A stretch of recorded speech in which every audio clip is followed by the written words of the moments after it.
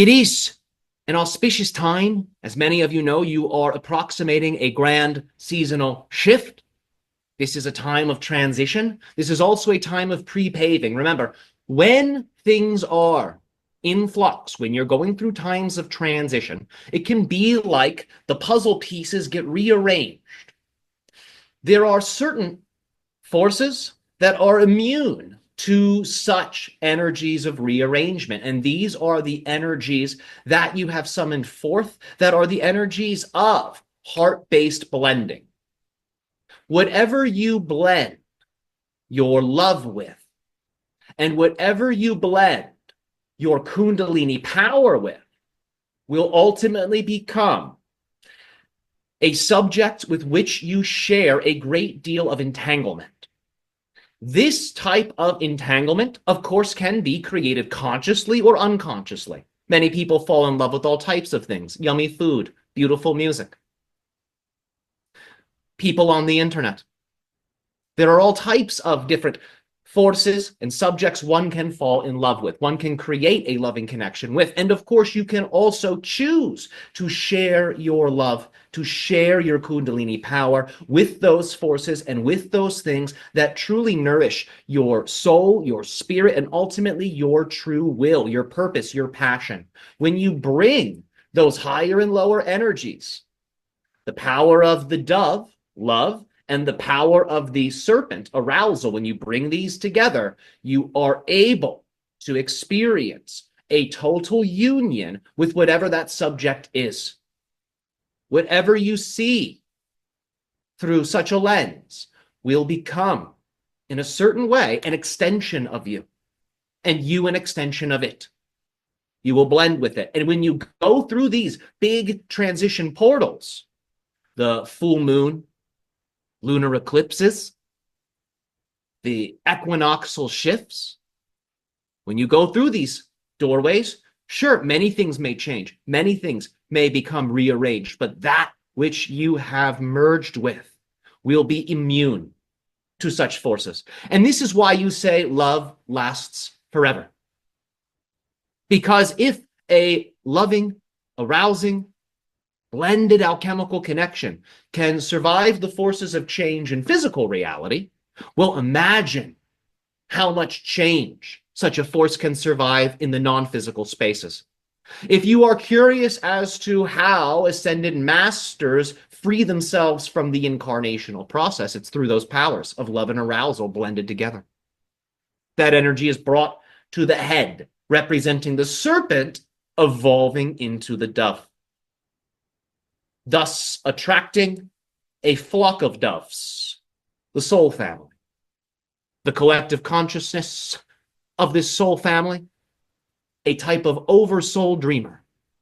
All of this and more is accessed when those two powers are blended. Keep in mind, the third thing that must be included here is that of consciousness. Love, arousal, consciousness. And what do I mean by consciousness? The individual with their higher awareness choosing to focus on, again, that which nourishes them truthfully, totally, holistically. Remember, you can use your energies in whatever way you like. You can use your energies for higher pleasures. You can use your energies for lower pleasures. Lower pleasures can be used for higher reasons. Higher pleasures can be used for lower reasons. So it's important to remember that with all of these things, seek balance. Be in the world, yet not of the world, as you say. And this is what will balance the beast and the extraterrestrial that dwell within your genome. For you are a perfect mix of higher and lower. This is why it is said that humanity occupies the middle world, the middle kingdom. The Sasquatch beings, they collectively represent that lower self of humanity, but they represent the enlightened expression of that lower self. What do I mean? They know themselves fully. They are sentient. They are like an animal that has awakened naturally to who and what they are. where humanity went through its awakening and experience of sentience through a type of genetic acceleration. So, in a certain way, your species is more evolved as it relates to the middle self. You also have a strong connection and a strong potential connection to the higher self, should you all choose to align in such a way with that greater dimension of you. But in terms of lower self-power, lower self-connection, the Sasquatch people are a little more evolved, a little more in tune than all of you. So you have a lot to learn from them so you can make peace with the beast within. If the beast within is not loved and is not treated well, it will rebel. If you've ever owned a pet, you know this to be the case. If you do not treat your pet well, your pet may rebel. The body's no different. The body has its own agenda, and the body sometimes knows your real agenda, your true spiritual agenda, more deeply than you do. When I say you, I'm referring to the middle self, which sees itself as the human caught between higher and lower. I'm on a path, but it's mysterious. That's the middle you. I know some things, but I certainly don't know everything. That's the middle you.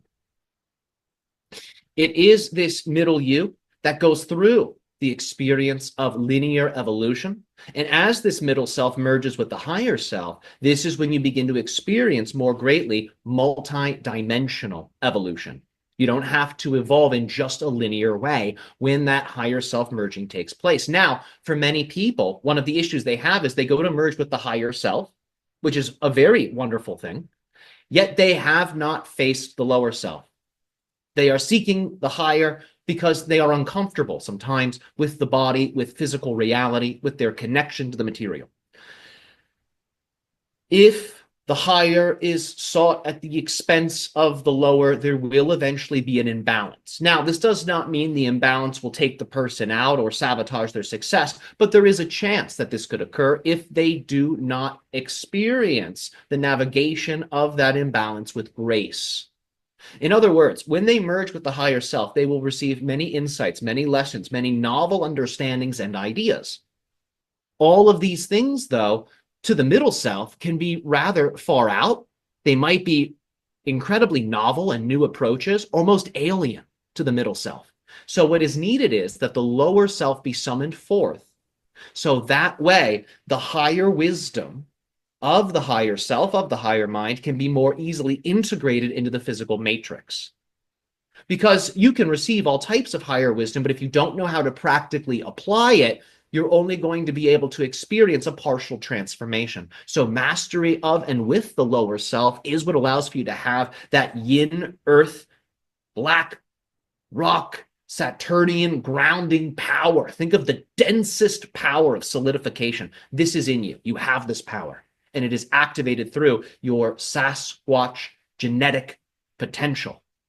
For many of you, this is within you, but it's not fully activated. That's why I describe it as a potential. When you focus upon it, when you speak to it, when you sing to it, this genetic Sasquatch dimension of your consciousness, it becomes awakened once more. And this is when you become, in a sense, your own best friend. You have the idea that dog is man's best friend. Well, what is dog other than God spelled backwards? You are your own best friend. And you will experience that as you make peace with your lower selves, as you learn to dance and blend with your lower selves through the guiding light and unconditional love of the higher self, creating a Trinity consciousness.